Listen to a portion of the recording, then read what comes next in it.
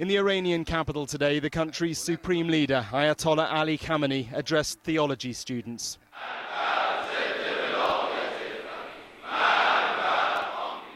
Death to opposers of the leader, they chant.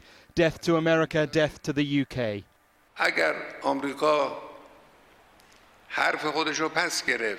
There will be no engagement with America, he tells them. No talks, no negotiation.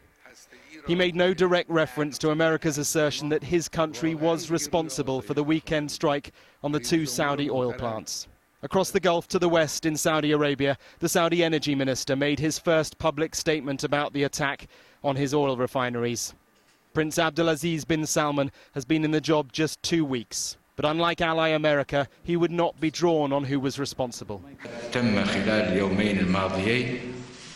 Over the last 2 days, the damage has been contained and more than half of the production capabilities that were damaged as a result of the attack have been recovered. For now, this is as much as we've seen of the damage to the plants, which took out half of the country's oil production. Satellite images released by America, which they now claim will form part of a collection of evidence, which will prove that this was a multiple missile strike from inside Iran, not from Yemen.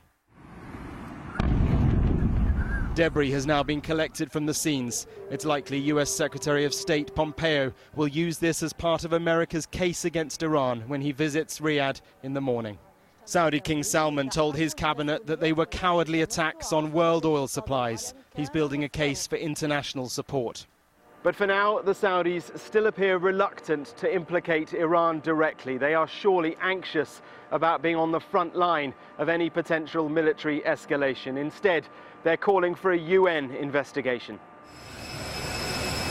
In America, President Trump continued with a somewhat muddled message, whether by design or not. He said he might meet the Iranian president, but he'd prefer not to. He's ready to attack, but might not. His vice president was more explicit. I promise you, we're ready. As the president said, we don't want war with anybody. But the United States is prepared. We're locked and loaded. And we're ready to defend our interests and our allies in the region. Given the global impact of this attack and the evidence America claims to have, Donald Trump feels compelled to build a case against Iran, but not yet, at least, a case for war.